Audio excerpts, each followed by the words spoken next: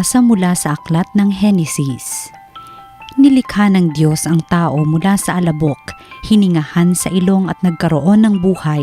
Naglagay ang Panginoon ng isang halamanan sa Eden, sa dakong silangan, at doon dinala ang taong kanyang nilalang. Pinasibol niya roon ang lahat ng uri ng kahoy na nakalulugod sa paningin at masasarap ang bunga. Sa gitna ng halamanan, naroroon ang punong nagbibigay buhay at ang punong nagbibigay ng kaalaman tungkol sa mabuti at masama. Ang ahas ang pinakatuso sa lahat ng hayop na nilikha ng Panginoon. Minsay tinanong nito ang babae, "Totoo bang sinabi ng Diyos na huwag kang kakain ng anumang bungang kahoy sa halamanan?" Tumugon ang babae, "Hindi naman, ipinakakain sa amin ang anumang bunga sa halamanan. Huwag lamang ang bunga ng puno na nasa gitna niyon. Pag kami raw ay kumain ng bunga nito o humipo man lamang sa punong iyon, mamamatay kami." "Hindi totoo iyan, hindi kayo mamamatay," wika ng ahas. Gayon ang sabi ng Diyos, sapagkat alam niyang kung kakain kayo ng bunga niyon, magkakaroon kayo ng pagkaunawa. Kayo'y magiging parang Diyos. Malalaman ninyo ang mabuti at masama. Napakaganda sa paningin ng babae ang punong kahoy at sa palagay niya'y masarap ang bunga nito. Nabuo sa isipan niya na mabuti ang maging marunong, kaya't pumitas siya ng bunga at kumain. Kumuha rin siya para sa kanyang asawa at kumain din ito. Nagkaroon nga sila ng pagkaunawa matapos kumain. Noon nila na lamang sila'y hubad, kaya kumuha sila ng mga dahon ng igos, pinagtagni-tagni at ginawang panakip sa katawan. Ang salita ng Diyos. Poon iyong kaawaan, kaming sayo'y nagsisuway. Ako'y kaawaan o mahal kong Diyos, sangayon sa iyong kagandahang loob, mga kasalanan ko'y iyong pawiin, ayon din sa iyong pag-ibig sa akin. Linisin mo sana ang aking karumihan at ipatawad mo yaring kasalanan. Poon iyong kaawaan, kaming sayo'y nagsisuway. Ang pagsalansang ko ay kinikilala, laging nasa isip ko at alaala. Sa iyo lang ako nagkasalang tunay at ang nagawa ko'y di mo nagustuhan. Poon iyong kaawaan, kaming sayo'y nagsisuway.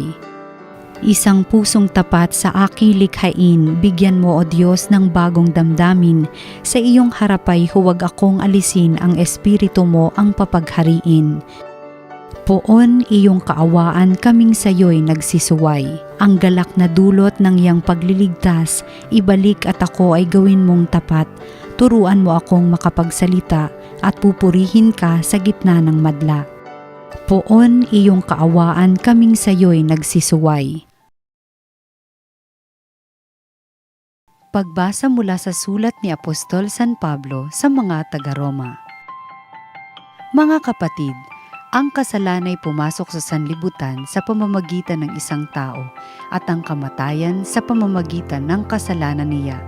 Dahil dito, lumaganap ang kamatayan sa lahat ng tao sapagkat ang lahat ay nagkasala. Nasa sanlibutan na ang kasalanan bago pa ibinigay ang kautusan, ngunit walang pinanagot sa kasalanan kung walang kautusan. Gayunman, naghari ang kamatayan mula kay Adan hanggang kay Moises, kahit sa mga tao na ang pagkakasalay di tulad ng pagsuway ni Adan. Si Adan ay anino ng isang darating, ngunit magkaiba ang dalawang ito, sapagkat ang kagandahang loob ng Diyos ay higit na di hamak kaysa pagsuway ni Adan. Totoo ngang nagdala ng kamatayan sa marami ang pagsuway ni Adan.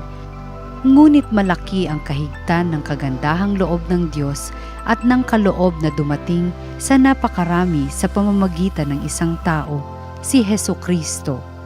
Ang kaloob ay higit na di hamak kaysa ibinunga ng pagsuway ni Adan. Nagdala ng hatol na kaparusahan ang kanyang pagsuway, ngunit ang kaloob na dumating sa kabila ng maraming pagsuway ay nagdulot ng kapatawaran. Sa pamamagitan ng isang tao, si Dan, naghari ang kamatayan dahil sa kanyang kasalanan. Ngunit sa pamamagitan din ng isang tao, si Hesukristo, higit ang kinamtan ng mga kahabagan ng sagana at pinawalang sala, sila'y maghahari sa buhay. Kay laki ng kahigtan ng pagpapalang ito kaysa kasawiang iyon. Kaya't kung paanong nagbunga ang kaparusahan sa lahat ang kasalanan ng isang tao, ang pagkamatuwid naman ng isang tao ay nagdulot ng kapatawaran at buhay sa lahat. Sapagkat sa pagsuway ng isang tao ay marami ang naging makasalanan. Gayon din naman, marami ang pawawalang sala sa pagsunod ng isang tao. Ang salita ng Diyos. Salamat sa Diyos. Ang mabuting balita ng Panginoon ayon kay San Mateo. Noong panahong iyon, si Jesus ay dinala ng Espiritu sa ilang upang tuksohin ng Diablo. Doon, 40 araw at 40 gabing nag-ayuno si Jesus at siya'y nagutom. Dumating ang manunukso at sinabi sa kaniya, "Kung ikaw ang anak ng Diyos, gawin mong tinapay ang mga batong ito." Ngunit sumagot si Jesus, "Nasusulat, hindi lamang sa tinapay nabubuhay ang tao, kundi sa bawat salitang namumutawi sa bibig ng Diyos." Pagkatapos nito'y dinala siya ng Diablo sa taluktok ng templo sa banal na lungsod. "Kung ikaw ang anak ng Diyos," sabi sa kanya, "magpatihulog ka sapagkat nasusulat, ipagbibili niya sa kanyang mga anghel na ingatan ka. Aalalayan ka nila upang hindi ka matisod sa bato." Sumagot si Jesus, "Nasusulat din naman, huwag mong subukin ang Panginoon mong Diyos." Pagkatapos, dinala din siya ng Diablo sa isang napakataas na bundok. Mula rooy ipinatanaw sa kanya ang lahat ng kaharian ng sanlibutan at ang kayamanan ng mga ito, at sinabi ng Diablo, "Ibibigay ko sa iyo ang lahat ng ito kung magpapatira pa ka at sasamba sa akin." Sumagot si Jesus, "Lumayas ka, Satanas, sapagkat nasusulat, ang iyong Diyos at Panginoon ang sasambahin mo, siya lamang ang iyong paglilingkuran." At iniwan siya ng Diablo, dumating ang mga anghel at naglingkod sa kanya. Ang mabuting balita ng Panginoon. Pinupuri ka namin, Panginoong Hesukristo. Blessed Sunday morning po sa inyong lahat. Bishop Juni po muli for our reflection on this first Sunday of Lent. Wow! Lent na. Last Wednesday, we started with Ash Wednesday, of course. At doon, pinaalala na sa atin lagi, no? Kung ano yung katotohanan ng ating sinisimulan.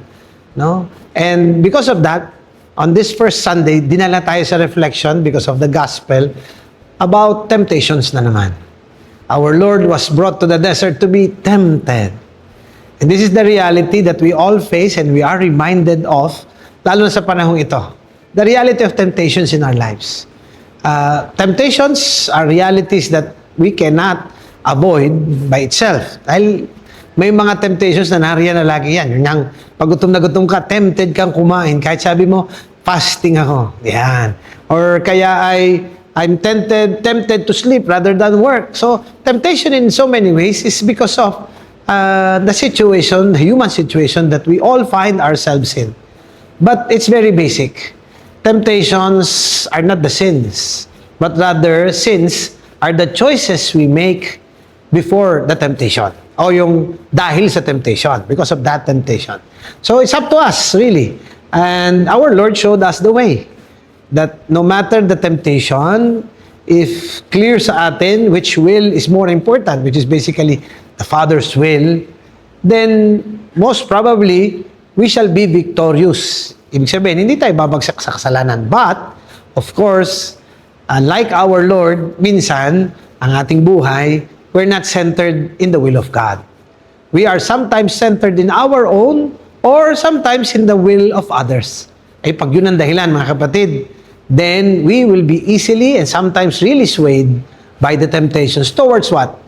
Making the wrong choice.